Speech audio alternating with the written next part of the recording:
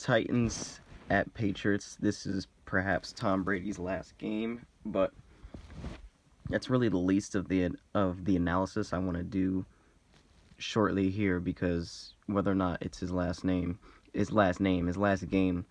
kind of irrelevant to how he's gonna play. He's Tom Brady, and he's aged well. It hasn't shown this year. A big difference with that offense is Rob Gronkowski clearly not being there.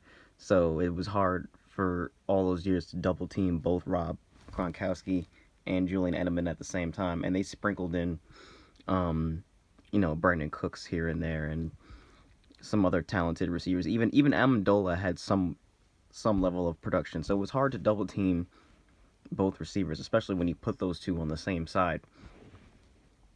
Now, the Patriots' defense has really carried them this year. They kind of plateaued a little bit toward the end of the season, and you kind of saw that last week with Ryan Fitzpatrick, and maybe their headspace wasn't fully in the game, and they missed the first round bye, but that doesn't really affect Belichick.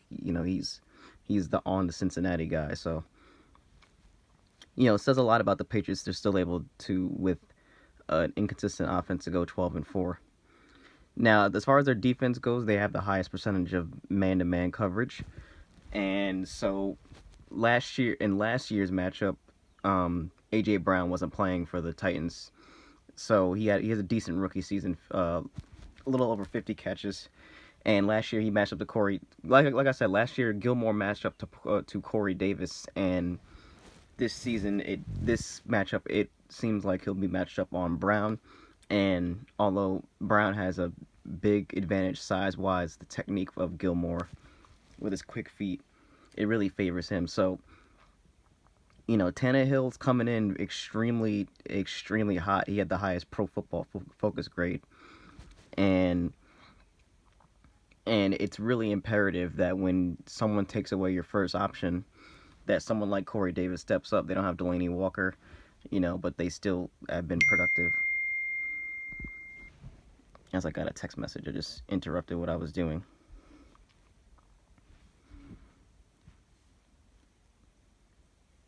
So, but anyway, back to this analysis.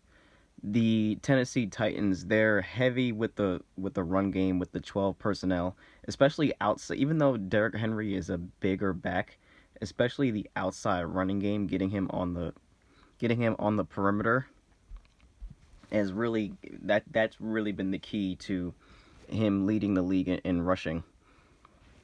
So when they're hitting those outside run plays, they can really marry the passing and running game extremely well. And New England's their defense has been so good that they haven't had to really overload the box in order to stop the run. Those guys, Shelton and Lawrence Guy up front, they're really stout against the run. They really have good leverage.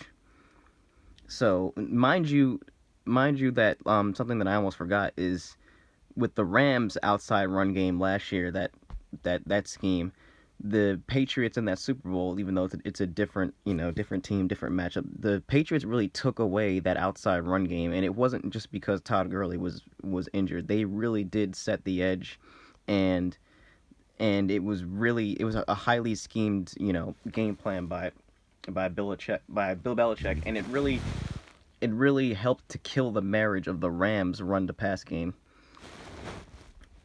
Because the Rams will beat you through play action, through bunch formations, and if you can't really establish the run game, then that play action is really a lot less effective. So New England really doesn't need to overload the box.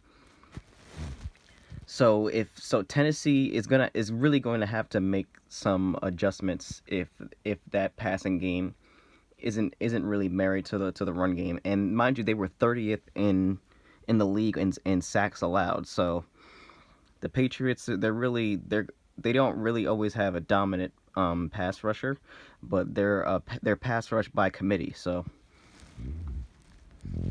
they'll find effective ways. They'll find ways to affect the quarterback without necessarily getting a sack, and that's almost as important as really getting a sack.